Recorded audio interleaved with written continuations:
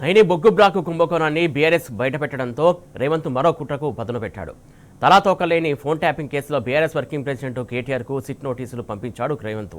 మొన్ననే హరీష్ రావును 7.5 గంటల పాటు విచారించిన సిట్టు ఏం సాధించిందో దేవుడికి తెలియాలి. బొగ్గు కుంభకోణంపై నిన్న కేటీఆర్ కూడా నిప్పులు కురిపించడంతో మళ్లీ రేవంత్ సర్కారు డ్రామా షురూ చేసింది. ఇవాళ నైని బొగ్గు టెండర్లు రద్దు కావడంతో రేవంత్లో ఫ్రస్ట్రేషన్ అమాంతం పెరిగిపోయింది. బామ్మర్ది అవినీతి బండారం బట్టబయలు కావడంతో రేవంత్ ఆగమాగం అయిపోతున్నాడు. తన ముద్దుల బామ్మర్ది సృజన్ రెడ్డి కాంట్రాక్టు రద్దు అయినందుకే రేవంత్ కక్షపూరిత కుట్రలు రచించాడు. పక్క అక్కస్తోనే బీఆర్ఎస్ నేతలపైకి సిట్ను ఉసిగొలుపుతున్నాడు. మేఘాల మీద సిట్తో నోటీసులు తయారు చేయించి పంపాడు రేవంత్. అందులో అనుమానమే లేదు. మొన్న పంచాయతీ ఎన్నికల్లో జనం ఈడ్చి కొట్టడంతో రేవంత్ కుతంత్రాలు రాబోయే మున్సిపల్ ఎన్నికల్లో ఓటమి భయంతోనే మళ్లీ వేధింపు కుట్రలు కేటీఆర్ హరీష్ రావును కట్టడి చేయడానికే రేవంత్ డైవర్షన్ డ్రామాలు చేస్తున్నాడు.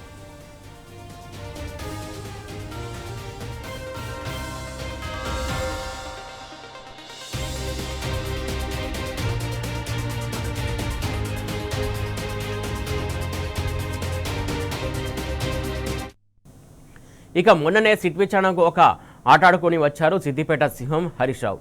రేపు ఫైర్ బ్రాండ్ కేటీఆర్ వెళ్లిన తర్వాత కూడా సిట్ బృందానికి దబిడి దిబిడేనన్నది జనం మాట. ఎందుకంటే పసలేని పనికి మాలిన కేసును పట్టుకుని రేవంత్ కక్ష రాజకీయాలు చేస్తున్నాడు కాబట్టి.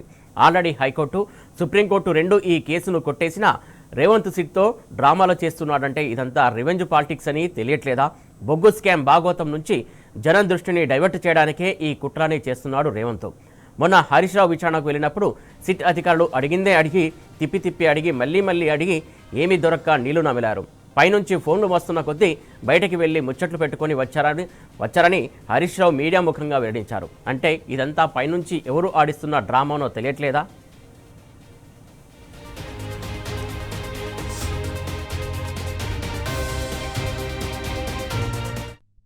రైట్, మొన్నటి మాజీ మంత్రి హరీష్ రావుకు సిట్ నోటీసులు ఇచ్చింది, హాజరయ్యారు. అలాగే ఇప్పుడు ఏదైతే మళ్ళీ పదే ప్రశ్నిస్తున్నటువంటి బీఆర్ఎస్ వర్కింగ్ ప్రెసిడెంట్ కేటీఆర్ కూడా సిట్ నోటీసులు జారీ చేసింది. దీనికి సంబంధించి పూర్తి అప్డేట్స్ మా క్రైమ్ బ్యూరో చీఫ్ భాస్కర్ అందిస్తారు. భాస్కర్, చెప్పండి, మొత్తానికి కేటీఆర్కి సంబంధించి సిట్ నోటీసులు ఇవ్వడానికి అలా ప్రధాన కారణం ఏంటి అసలు?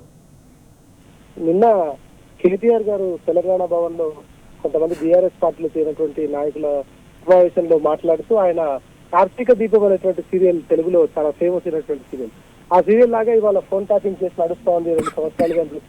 సేమ్ అదే విధంగా ఇప్పుడు ముఖ్యమంత్రి తెలంగాణలో లేడు కాబట్టి, విదేశీ పర్యటనలు ఉన్నారు కాబట్టి వచ్చేంత వరకు జరగాల్సినటువంటి అభివృద్ధి గురించి ఇక్కడ జరుగుతున్నటువంటి అనేక రకాలైనటువంటి ఏవైతే పెద్ద జరుగుతున్నటువంటి కుట్రలు బయట పెడుతున్నటువంటి సందర్భంలో కావాలంటే బీఆర్ఎస్ నాయకులు టార్గెట్ చేస్తున్నారు. దీంట్లో భాగంగానే మొన్న హరీష్ రావు గారు నోటీస్ కావచ్చు, ఇవాళ సిద్దిపేటలో హరీష్ రావు ఉన్నప్పుడు హైదరాబాద్ నోటీస్ ఇచ్చారు. అదే దాంట్లో భాగంగా ట్విస్ట్ లో భాగంగా ఇవాళ సిరిసిల్ల పర్యటనలో ఉన్నటువంటి కేటీఆర్ ను ఇవాళ నోటీస్ ఇచ్చి రేపు ఉదయం 11 గంటలకు రమ్మని నోటీస్ లో పేర్కొన్నారు. అక్కడ గతంలో కేసీఆర్ గారు తెలంగాణ యాత్రలో ఒక మాట చెప్పారు, ఇక్కడ ఏం లేదు, సొల్లు లేదు, విషయం లేదు, బొబ్బరాజమానం భజగోవిందం అని. గతంలో అనేక సందర్భాల్లో ఫోన్ ట్యాపింగ్ విషయంలో ఇది బయటపడింది. తిరిగి నోటీసులు ఇచ్చేటువంటి విషయంలో కూడా అదే బయటపడేటువంటి అవకాశం ఉంటుంది. మొన్న హరీష్ రావు గారు దాదాపు 8.5 గంటల పాటు విచారణ చదువుకున్న తర్వాత చాలా క్లియర్ గా చెప్పారు. 1 గంట సేపు మాట్లాడుతున్నారు, తర్వాత పై నుంచి ఫోన్ వస్తుంది, బయటకు వెళ్ళి మాట్లాడొచ్చి మళ్ళీ గడతారు, మళ్ళీ అడుగుతున్నారు, అడిగిందే అడుగుతున్నారు కానీ దాంట్లో విషయం లేదు అనేటువంటి చెప్పారు. సరుకు లేదు, సబ్జెక్ట్ లేదు అనేటువంటి సంగతి మాత్రం మరోసారి చాలా స్పష్టమైంది.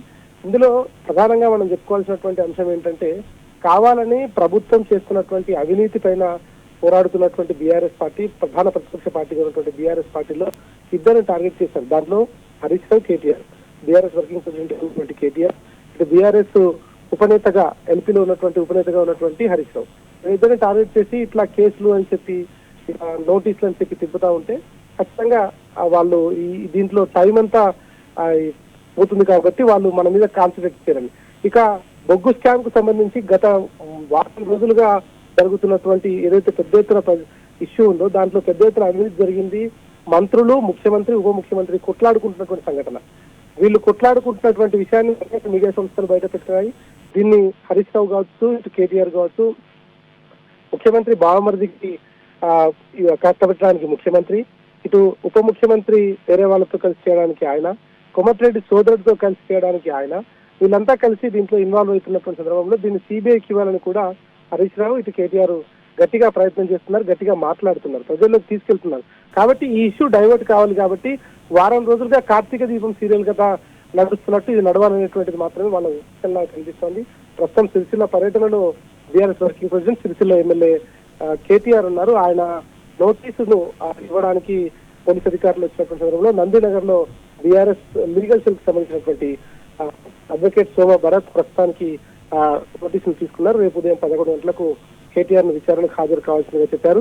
గతంలో అనేక సందర్భాల్లో ఇట్లాంటి నోటీసులు ఇవ్వడం, పిలవడం, ఇబ్బంది పెట్టడం, రిటైర్డ్ అయినటువంటి అధికారులను కూడా జైలు పాలు చేసినటువంటి సంఘటన, నిజంగా పోలీసులనే అరెస్ట్ చేయించినటువంటి సంఘటన, కక్షపూరితమైనటువంటి ఇన్సిడెంట్లు ఇవాళ ఈ గవర్నమెంట్ లో జరుగుతా ఉన్నాయి. ఏది ఏమైనా చట్టం న్యాయం పైన గౌరవం ఉన్నటువంటి ఏదైతే చట్టసభల్లో వ్యక్తులుగా ఉన్నటువంటి వాళ్ళుగా కేసీఆర్ గారి నాయకత్వంలో వాళ్ళు అనేక సందర్భాల్లో చెప్పుకొచ్చారు, న్యాయస్థానాల మీద మాకు గౌరవం ఉంది, చట్టం అంటే గౌరవం ఉంది, నోటీసులు ఇస్తే విచారణకు హాజరవుతామని చెప్పారు.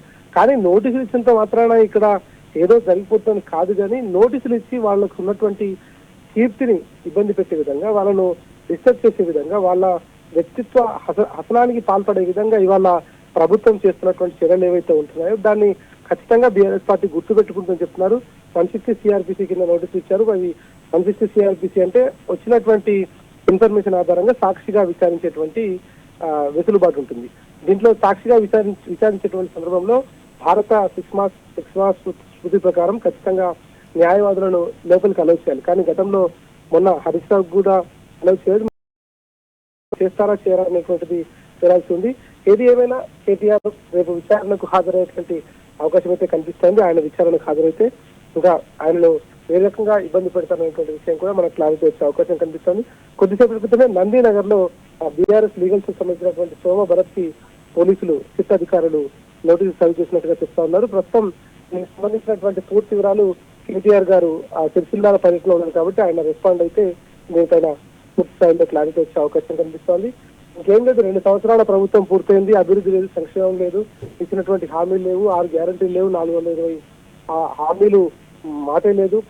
రాష్ట్రంలో పూర్తిగా యువతతో మొదలుకుంటే పేద మధ్యతరగతి వాళ్ళతో మొదలుకుంటే ప్రతి ఒక్కరి సమాజంలో ఉన్నటువంటి ప్రతి ఒక్కరికి అన్ని రకాలుగా ఇచ్చినటువంటి హామీలు నెరవేర్చకుండా తప్పింపులు తిరుగుతున్నారు. కాబట్టి వాటిని నెరవేర్చాలి. ఇచ్చినటువంటి హామీల కోసం ఏదైతే అధికారంలోకి వచ్చారో అధికారంలోకి వచ్చి హామీలను మర్చిపోకూడదని కృషి చేస్తున్నటువంటి ప్రతి ఒక్కరిని ఇట్లా కేసుల పేరుతో ఇబ్బంది పెడుతున్నటువంటి పరిస్థితి రేవంత్ ప్రభుత్వంలో కనిపిస్తోంది.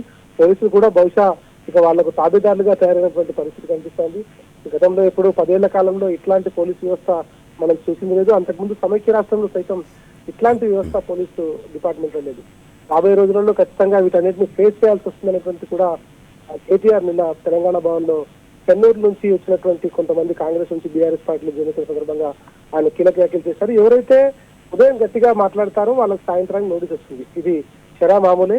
ఇంకా రాబోయే రోజులలో చాలా మంది బీఆర్ఎస్ నాయకులకు కూడా నోటీసులు ఇస్తారనేటువంటి ప్రచారం జరుగుతుంది. చూడాలి మరి వీళ్ళు ఏ రకంగా నోటీస్ ఎందుకు చేస్తున్నారనేటువంటి మాత్రం తెలియాల్సిన అవసరం కనిపిస్తుంది. ప్రస్తుతానికి సిరిసిల్ల పర్యటన ఉన్నటువంటి కేటీఆర్ మరి కాసేపట్లో ఆయన హైదరాబాద్ బయలుదేరితే రేపు ఆయన విచారణకు హాజరవుతున్నారా, ఎన్ని గంటలకు హాజరవుతారా, అక్కడి నుంచి నేరుగా భవన్కి వస్తారా లేదంటే పోలీస్ స్టేషన్కి వస్తారా అనేటువంటిది మాత్రం మనకు సాయంత్రం 5 గంటల కన్నా క్లారిటీ వచ్చే అవకాశం కనిపిస్తా ఉంది. Suresh, right, thank you Bhaskar.